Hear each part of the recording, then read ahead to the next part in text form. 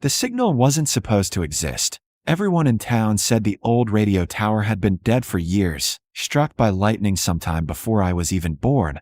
But the night I turned 16 and officially aged out of the system, I heard a voice bleeding through the static, low and steady like it had been waiting just for me. And that's the only reason I didn't leave. They dropped me off just before sunset at a gas station 20 miles outside of Burns, Oregon, handed me a worn duffel bag with everything I owned, and told me I was free to go. Like that meant anything when you don't have a place to go to. And I remember standing there for a long time watching cars come and go, wondering how everyone else seemed to belong somewhere while I was just done, processed, released, like an item checked out of inventory.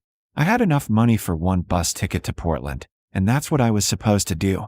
Head to the city, find a shelter, maybe get into a program. But something in me resisted. The same instinct that kept me from trusting promises or people or systems that said they were there to help, but never stayed long enough to prove it. So instead, I started walking east, away from the highway, away from everything familiar, into the dry, open land where the air smelled like dust and old grass, and the sky stretched so wide it made you feel smaller with every step.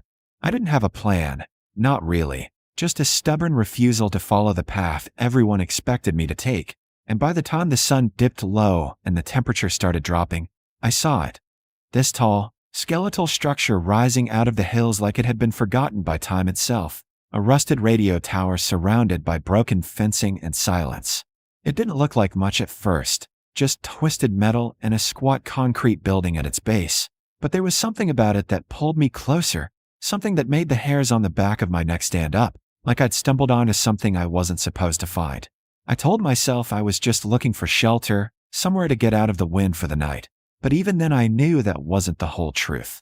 The gate had been cut open years ago, the chain hanging loose and useless, and as I stepped through, the ground shifted under my boots, gravel crunching too loud in the quiet.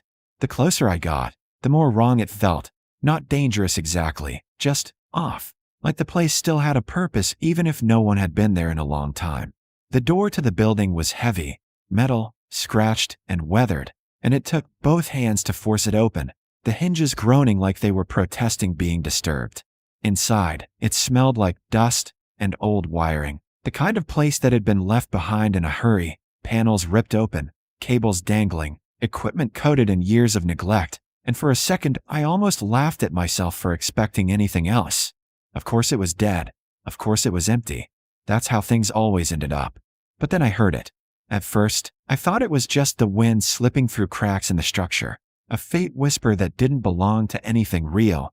But when I stood still and listened, it changed, sharpened, turned into something else entirely. Static.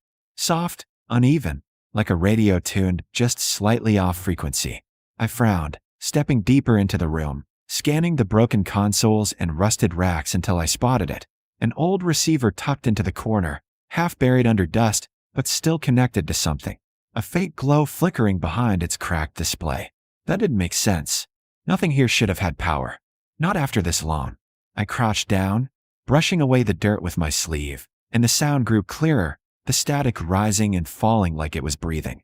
"Hello," I said, not expecting an answer, my voice echoing too loudly in the empty space. For a moment, nothing changed. Then, underneath the static, I heard it. A voice. Faint. Distorted. But definitely there.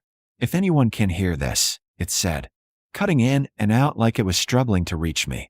I froze, my hand still resting on the receiver, my heart suddenly pounding so hard it felt like it might drown out the sound completely. "You're not alone." The words sent a chill straight through me. Not because they were comforting, but because they shouldn't have been possible. This tower was supposed to be dead. Whatever system had once powered it should have failed years ago. And yet here I was, standing in the middle of nowhere, listening to someone talk to me through a machine that shouldn't even work. I looked around again, really looked this time, noticing things I'd missed before. The way some of the cables weren't as corroded as they should be, the faint hum beneath the silence, the subtle signs that maybe this place hadn't been as abandoned as it seemed. The voice crackled again, clearer this time, like it had found a stronger connection. "Day 1, 973. Holding position.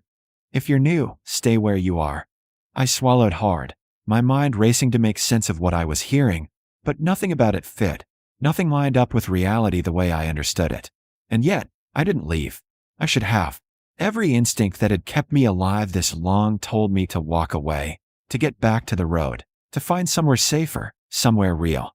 But instead, I sat there on the cold concrete floor, staring at that broken receiver, listening to the static and the voice hidden inside it, because for the first time since I'd been pushed out into the world on my own, it felt like something, or someone, was actually speaking to me, not as a case file or a problem to solve, but as a person who existed, who mattered enough to be reached. And as the sun disappeared completely and the darkness settled in around the tower, I made a decision I didn't fully understand yet. I wasn't leaving. Not in the morning. Not the next day. I was staying. Because whatever was broadcasting from that tower, it had found me. And I needed to know why. By the second day, I stopped telling myself the signal was a glitch, because glitches don't come back at the same time with the same voice, repeating the same kind of structured messages like someone is keeping a record. I'd barely slept that first night, just lay there on the cold floor with my bag under my head, staring into the dark while the faint hum of the equipment and bursts of static filled the silence. And just before sunrise the voice returned, clearer than before, like it had been waiting for that exact moment. Log entry. Day 1, 974. Holding position, no new movement. The tone wasn't panicked or random. It was calm, controlled, like whoever was speaking had been doing this for years, and that's what got to me more than anything. Routine meant purpose, and purpose meant this wasn't an accident. I spent the morning going through the room properly, checking wires, tracing connections, trying to understand how anything here still had power. And that's when I noticed the system running along the wall, old batteries linked together, feeding into a line that ran outside, probably solar. It shouldn't have still worked, but it did, which meant someone had maintained it at some point. Around midday, I found something I'd missed before, a panel slightly out of place behind one of the racks, cleaner at the edges like it had been moved more recently than everything else.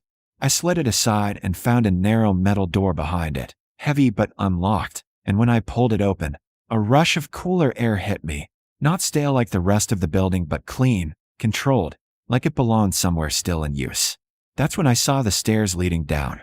I hesitated for a second, listening, and right then the radio crackled again from behind me, faint but clear enough to make my chest tighten. If you found the lower level, proceed carefully. I actually shook my head at that, because there was no way the timing was coincidence, no way this voice was just randomly lining up with what I was doing, but I went down anyway. Each step echoed softly, and the deeper I got, the more the air changed, until I stepped into something that didn't match the abandoned tower above it all. It wasn't just a basement, it was a bunker. Solid concrete walls, shelves stacked with supplies, working lights casting a steady glow across the space, and everything arranged with intention, not left behind. I stood there for a long moment just taking it in, trying to make sense of how something like this existed under a place everyone had forgotten. Then I started moving through it slowly, noticing the details, sleeping areas set up neatly, tools laid out on a bench, maps pinned to the walls marked with lines and notes that looked important even if I didn't understand them yet. And then I saw the names. A whole section of the wall covered in them, written in marker, each one followed by a date.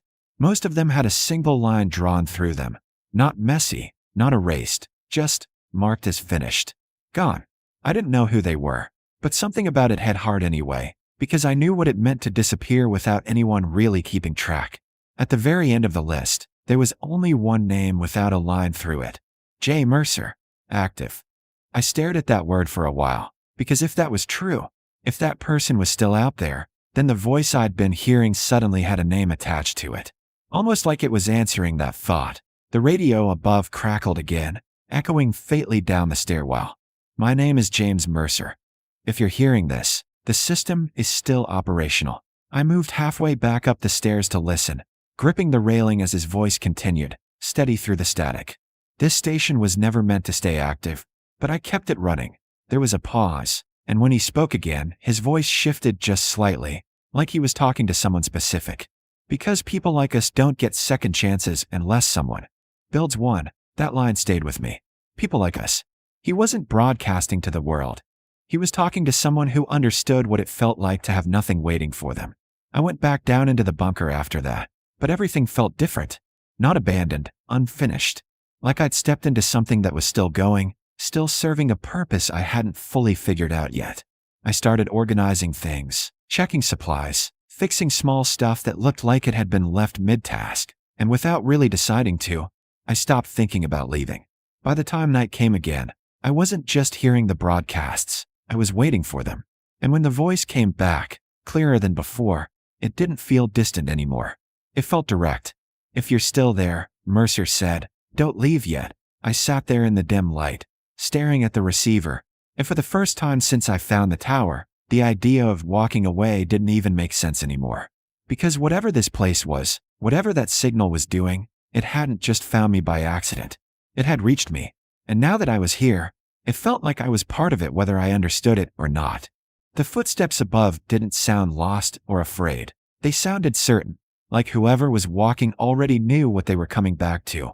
And I stood frozen at the bottom of the stairs gripping a metal rod, waiting as the door creaked open and a real voice, not the one from the radio, cut through the silence.